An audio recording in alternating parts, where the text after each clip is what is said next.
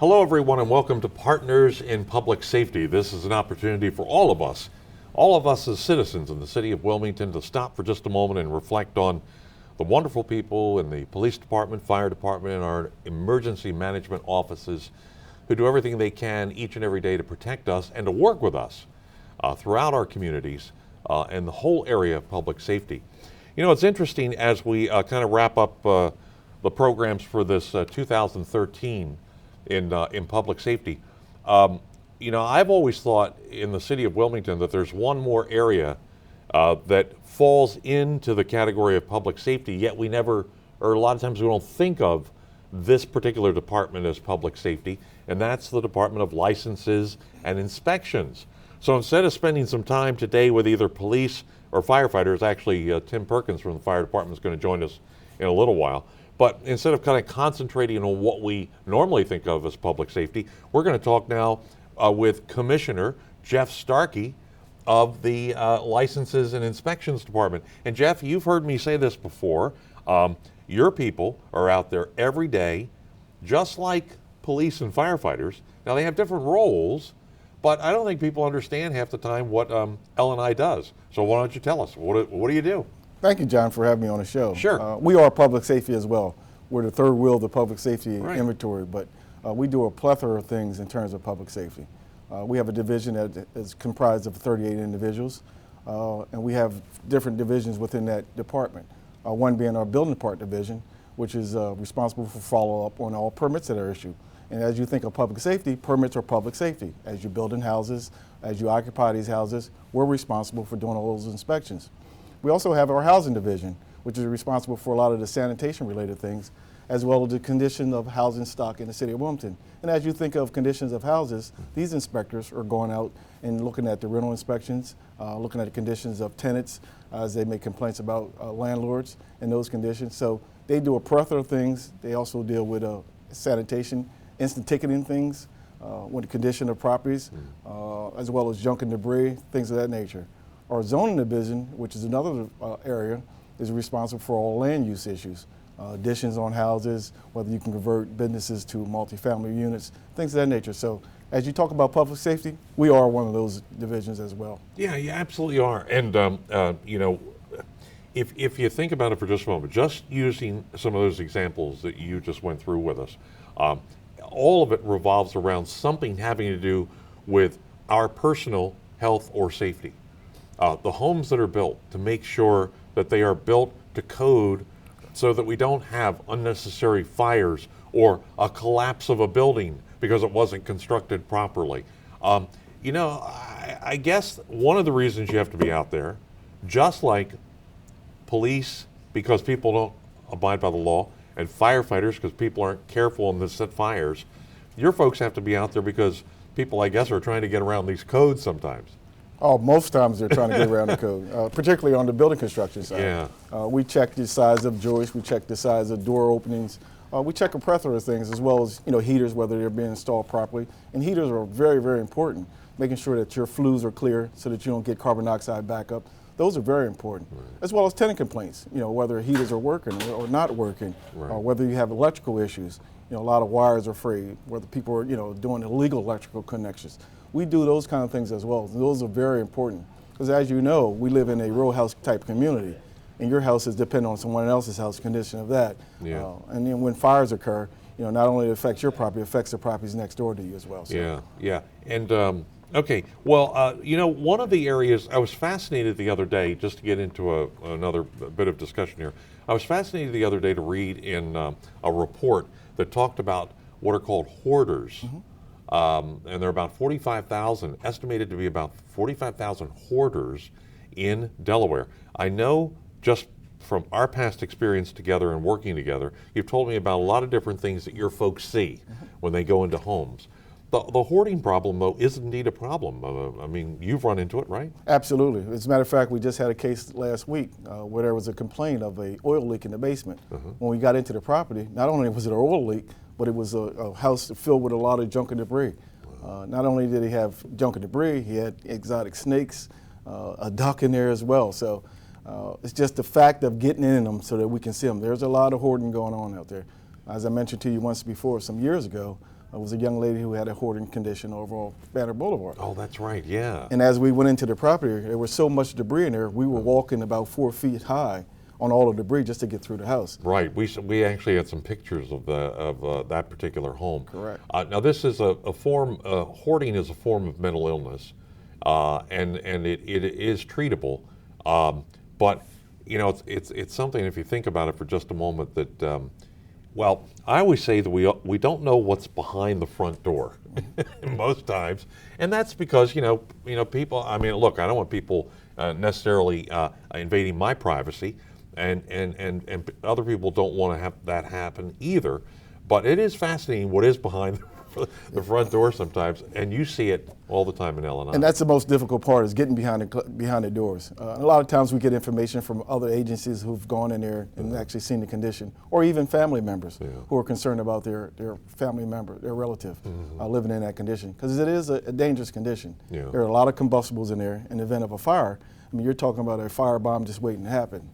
Yeah, you know, I think about my own home, and I'm always trying to look, and I'll go down the basement and I'll look in the wiring just to make sure. I want to make sure nothing is frayed. I even had an electrician come out and take a look at the electrical work because I wasn't clear on some things.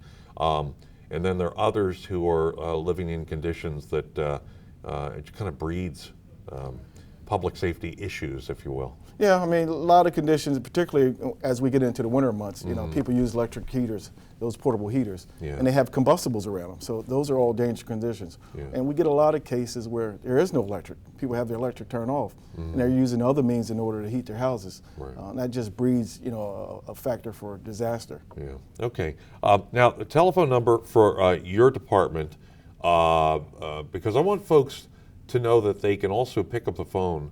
We don't want them out there thinking that they have to try to get around the rules. And you know, I believe a lot of times people try to get around the rules or the code simply because they don't understand what it is.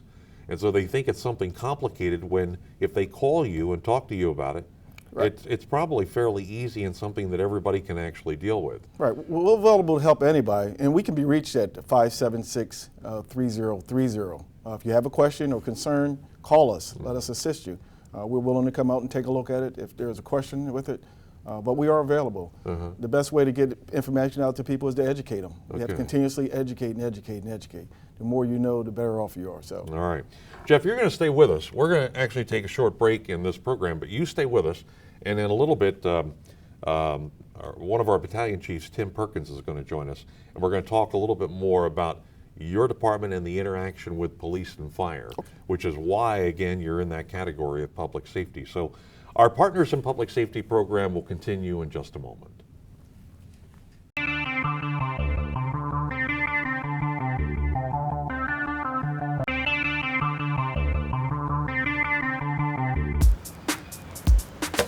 Hey! Hey! Hey, you! Could you put that coffee cup in here, please? Yep, I'll take anything on that list you've got. Cans, bottles, newspapers. That trash is worth money here in Wilmington when you toss it into one of these bins, so hit me with everything you've got.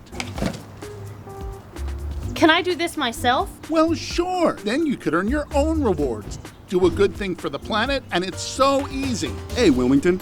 Sign up for the Recycle Bank program and receive your own recycle container with wheels. You'll then be credited for a certain dollar amount for every pound of recyclables you provide, all redeemable for valuable rewards. There's enough recyclables for everyone, so let's recycle, Wilmington, okay? You know what? I'm doing it. Just call the number. You gotta call the number. This number right here. Call that number.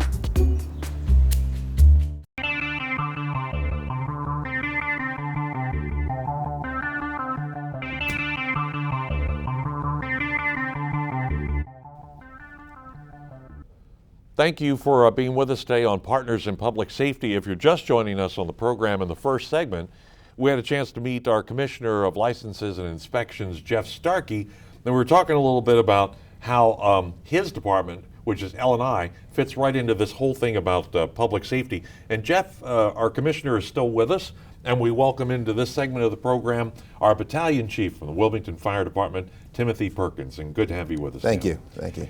And, let's talk a little bit about how, since I'm touting this whole thing about your L&I folks falling into the public safety arena, and you do, let's talk a little bit about how the fire department and L&I works. How do you work together? When do you have to work together? And why do you work together? Well, we work together on a regular basis, even as far as the plan reviews. I mean, we do joint plan reviews when we're reviewing projects, but also when That's when someone submits a plan to either construct something or reconstruct something. That's you correct. guys actually look at the plans together. Correct. Okay. We also, when there's a fire, they typically call our office if there's an issue, because we look at the building side of it, Right. as well as the safety side of it, whether it's a condition it warrants demolition, whether people can actually get back into the house or whatever. But we're jointly working all the time together. Now that has to play in, for instance, and this is a fascinating thing about firefighters. When you guys arrive at the scene, you have to make that initial call about, well, number one, you have to determine if anyone's in the building. Then you have to make that call about going right into that fire. Well, the L&I folks are very important to you, because at some point you got to determine whether that building's safe enough to go into that fire. That's what I've never understood about that coordination of, they got to go into the fire. You guys have to determine if the building has been damaged enough by the fire, and at some point somebody's got to make a call. Right. Yeah. Right, and that's where their input is very critical for us to make that assessment. We work with them, as you stated before, we work with them with plan review and fire investigations, and actually during the fire or post-fire to make sure that the buildings are safe. We're going to need their assessment on what we need to do in terms of going in and leaving. Right, okay. We're part of one of the teams when there's a fire. I mean, there's an incident commander there. We're all gathered to kind of look at the assessment of the building. I mean, my standpoint, if it's unsafe for them to go in there, we'll make that determination. We don't want any additional lives lost or hurt. Exactly. Yeah, that's always such a tough situation. And then, of course, just to give our kudos to our police officers, there are times when you're called out also on police business too. Correct. I mean, police officers, when they're doing investigations or raids or anything like that, they see the condition of houses. They'll call our office in there to kind of take a look at that condition as well. Yeah. We also do joint inspections between the three of us, and I'll include the health department as well. When we do restaurant investigations, we'll do walking tours, and we'll involve the fire department, police department, and the health department. Yeah. To look at conditions of restaurants and facilities of that nature. Yeah, and of course that's, we take things for granted that when we are out there in these restaurants or other eating establishments, that everything is clean, everything is working like it's supposed to. But if it weren't for your folks and the health folks being out there to look at this stuff, I mean, God knows what we would run into, I guess. Correct. Yeah. All right, now look, in the next few minutes that we have together, why don't we talk a little bit, let's talk a little bit about home safety in general. And with the two of you here, obviously we get a fire perspective and an L&I perspective, but our Chief Perkins, why don't you take us through a little bit of some of the things that we need to do on a regular basis to make sure our homes are safe? Well, one of the things you might want to check is that check your smoke alarms. Obviously, that's one of the most critical aspects of keeping your home safe, making sure that they're in the sleeping areas or just outside of sleeping areas on every level, checking your cooking appliances and making sure that they've been cleaned and serviced, making sure that any wires that are attached obviously to your appliances are not frayed or damaged, and if so, you might need to replace them. In terms of your heating appliances, you want to make sure that they're 3 feet away from any combustibles, and make sure that they have a tip-over mechanism device that shuts off the device, the appliance when it's tipped over. Make sure that that's a part of that appliance. Mm-hmm. Good. And the fire department, which I think is a wonderful service, you all will come out, and you're in the fire marshal's office. Yes, sir. So you will come out and actually do an inspection for people. We'll right? come out a lot of times people call up and ask us questions, and obviously we'll be more than happy to help them with any fire safety needs. Most of those questions are dealing with carbon monoxide and smoke detectors. Upon going out and looking or installing those detectors or devices, if we see something that needs to be corrected, we will certainly add that information or provide information for them to make that proper correction. Yeah. Okay. How about you now? What do you see, and what would you like people to do differently out there? One of the things that, and what we found, additional to what Chief has talked about is dryer vents. We see a lot of dryer vents. Yeah. Making sure your dryers are cleaned out. I mean, lint gets in there, and you got to realize that dryer is creating fire and combustibles. So making sure your dryer vents are clear. Your flues for your heaters, those clog up and cause carbon monoxide. Making sure that that's clear. Getting your heater serviced yearly before the season starts. Those are important things that we see. And again, the combustibles away from heaters, particularly the portable heaters. You know, people like to have additional heaters in addition to your main heater. But a temporary heater or portable heater is not a main source of heat. You have to have a main heater. You can have those as secondary. But keeping combustibles away from those and having the anti-tip thing on the heaters as well. Yeah. Now, any other tips that you'd like to offer? The other tip I'd like to add is candle safety. Making sure that this time of year people are using candles, so just making sure that the candles are away from any combustibles, and making sure they're in a sturdy container so they won't be tipped over, and make sure that they're not unattended. Finally, to add to that, we want to make sure you have a adequate home escape plan. That's always important, and understanding two means of egress, two means of ways of getting out of your home or area within your home, and making sure that you understand what you should do after leaving your home. And preferably, you should always practice that plan as well.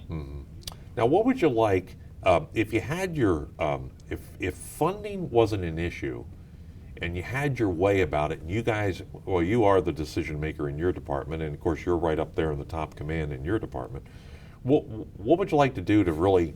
I guess my question is, you see this every day, and you must say to yourself when you go home at night, gosh, if people were just a little bit more careful, you know, we wouldn't have this, we wouldn't have that, that person wouldn't have gotten hurt, that family wouldn't have been displaced.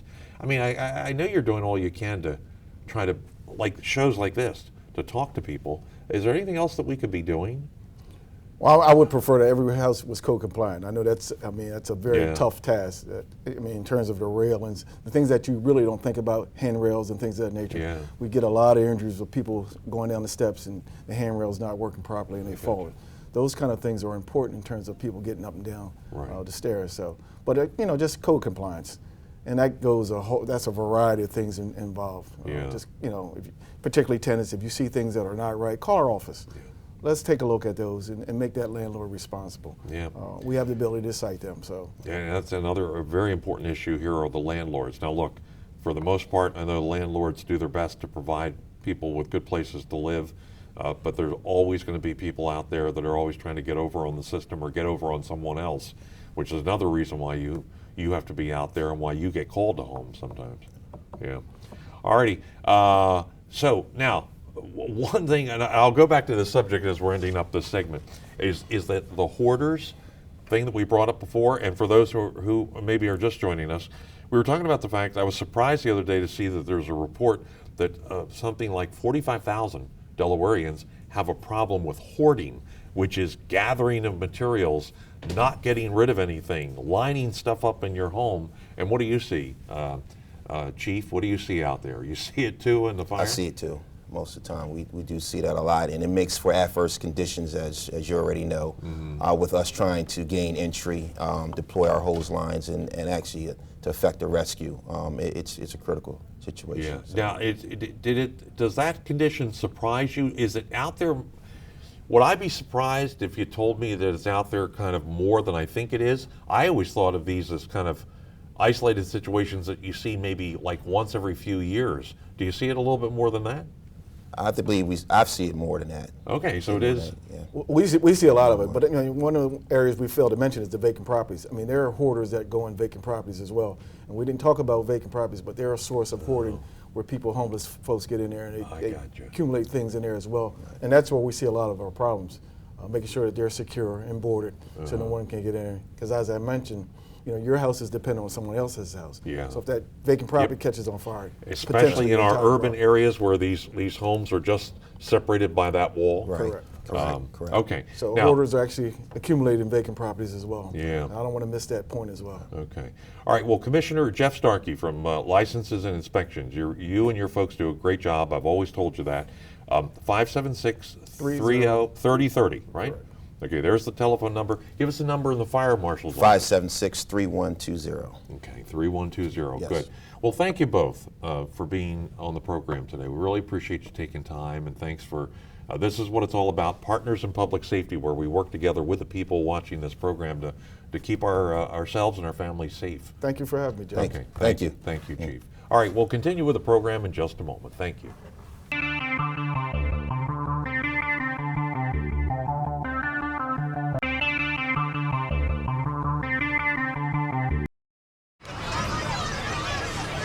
Get your ass.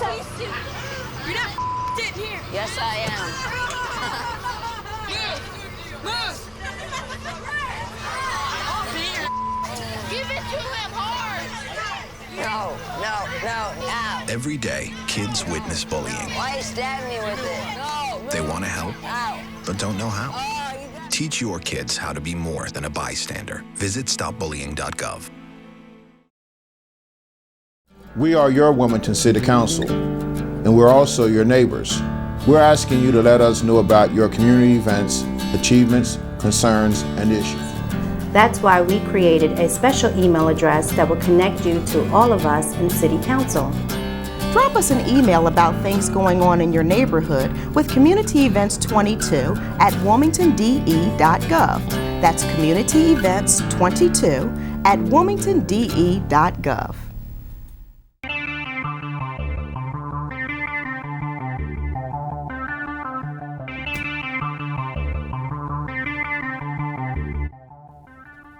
And we continue now with Partners in Public Safety. And we bring this program to you from our Emergency Management Center, which is on South Heald Street. And one of our favorite people to join us here in the program is our Emergency Management Director, who is George Giles. In fact, we say this is the house that George built. But it is. It's a state-of-the-art emergency operations center. And George has done a fine job bringing together all the new technology so that when something happens in the city of Wilmington, there's one place where all of the people that have something to do with our public safety, all of them gather so they can, share commands with each other, share information with each other, and figure out what to do. And that brings us to, the fact that we're into the winter season, George, and lots to talk about when it comes to winter weather and so on and so forth. So, how does the city handle itself now when we get into snow events and so on? Well, John, good morning. And again, thank you for the compliments on the site. Absolutely. Yeah, we would like to talk a lot about how we prepare during a winter event. We are monitoring the systems not only with the state, but also with the National Weather Service. When we get notified of an event, we pass that information on to our public safety partners, and including our public works, who handles a lot of the cleanup. So when we do that, when we get that information, we all come into this center, we decide on a plan on how we're going to make our resources available to best suit the city's needs, and then we deploy those resources to that area of from the highest priority to the lowest priority. Now, so far we haven't had any of a major situation where it's required the center to be activated, if you will, but we've already had a few snow events. I know you're not a weather forecaster, but does that say any? I mean, I'm kind of prepared for. I think we're going to have a rough winter. Yeah, and I think you're right, John. We have activated on a small cell, just the 3 departments or 4 departments that are involved, because it happened to fall on a weekend. Right. So we do operate a small cell, but we haven't become fully operational because it hasn't been a long-term event or an event that would be over 24 to 48 hours at one time. And that's typically when we operate the Emergency Operations Center. Now, what would you like? We talked a little bit. We know that the city plows the streets, and you do the major arteries first, then you do the side streets and all that good stuff. But you want people to, we as citizens can help you a little bit. In other words, tell us about things like not putting snow in the street and all that stuff. Right. As you know, we do the major roads first, so we can try to get traffic moving the best we can so you can get in or out or where you need to go. Then we go on to the secondary streets. One of the things, after we do the secondary streets, some of our problems are that when people shovel out of their parking spots or shovel their sidewalks, there's very little area between the car and the house to put the snow. So they put it back in the street. Then that becomes a problem for us, becomes a problem for them getting down the streets. It becomes a problem for our ambulances and our fire trucks and our police cars trying to get to an area where cars try to get out of maybe when they should stay home. We recommend they try to stay home, only go out when you need to, and they get stuck. And then we can't get to the area to provide our emergency services that we provide and or the plowing of that area to make that community be able to function back to as normal as possible. Now, I remember one year we had a problem where we had a lot of snow this one winter, and unfortunately some of the fire hydrants got either plowed over or folks just shoveled it right up against fire hydrants. Can't do that. That is correct. I mean, some of the plowing, some of the local plowing that happens does get close to the fire hydrants. We would ask that the neighbors would help us out by helping them, because if we can get to the fire, we go around and check them. Fire department goes out, public works goes out, we check the fire hydrants, try to clean them up. But if the neighbors could, when they're doing their area, their local area, if they could help us out, make sure the fire hydrants are clean, it would surely affect our response and our capability to be able to respond to an emergency should it occur in that area. All right. Now look, this cold weather can be deadly, and it's not good for, at times, people, pets, and so on. Let's talk a little bit about some of the things that worry you as we get into this cold weather and things we ought to be worried about. Well, and surely that it's cold weather affects everybody. And we need to remember some of the main important tips. We always please ask everybody to check on the elderly, to make sure that they contact them daily or during an event to make sure of them. We ask that if they're going outside, make sure they dress in layers. Don't try to just put one heavy coat on. Wear things like a hat, because 20% of your heat loss is through your head. And some of people like me and you don't have that much hair. That's right. We have a loss. Insulation, natural insulation's gone. We would all, I know the fire department was here, they talked about alternate heating methods and stuff like that to make sure that.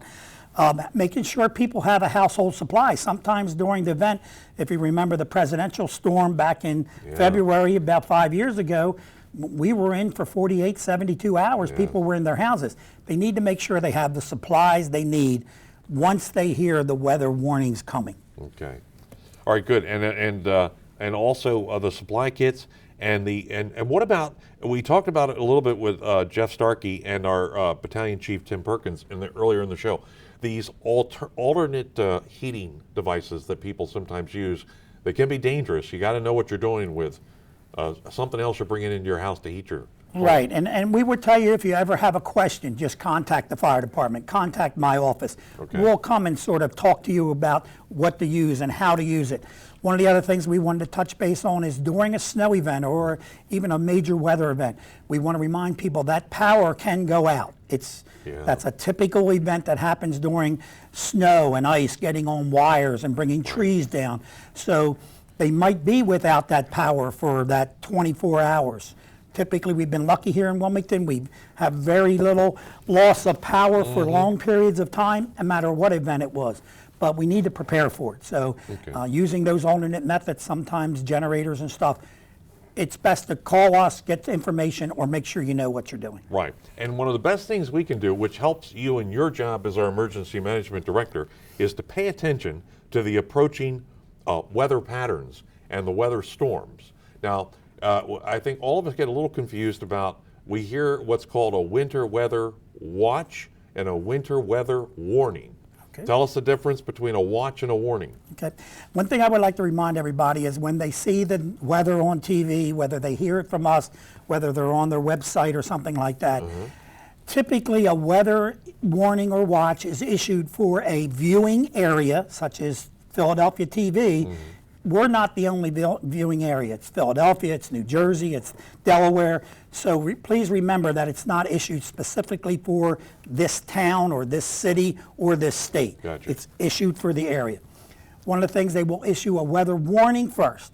Typically, a warning will come out when the conditions are present that could have ice or snow event, possibly within the next 12 to 36 hours. That's going to be the first thing they're going to hear, and that's what we call a winter storm warning. Warning, okay. As that event gets closer, as we are more certain of the timing and what's going to happen, we get a winter storm watch, and that watch will be snow of 4 inches within about 12 hours, or it could be up 6 inches or more within the 24 hour, up to 24 hours. Gotcha. And I use a little. You tell me if this is correct, but I always use a little thing in my head, which is if I'm being warned, then I'm watching. I know it's a potential to be here. Mm-hmm. Now you're telling me it's a watch. Well, I'm watching for it, so it's becoming more of a reality, if you will. That's perfect. That is a good overview of what we do. All right, very good. And the other thing too is one other thing I want you to do as we end here, because our time is just about up, George. Okay. Is let's give the telephone number for your office, the Office of Emergency Management, which is 576-3914. Okay. And folks can call there and get information. For instance, I have the winter weather safety tips brochure that you provided to me, and I know you have a lot of other materials that you can help people with. And then the people can either go on the website, and it'll attach you to the NOAA weather website for the city. You can go on noaaweather.gov and get all the information you need on any type of emergency. That's great. Okay, our emergency management director here in the city of Wilmington is George Giles. George, thank you very much. We always appreciate you stopping by on this program, and thanks for all you do to keep us safe here in the city. John, thank you very much, and have a happy holiday to everybody. Good, and also our thanks to L&I Commissioner Jeff Starkey and our battalion chief from the Wilmington Fire Department, Timothy Perkins. Thank you all very much for joining us here on Partners in Public Safety.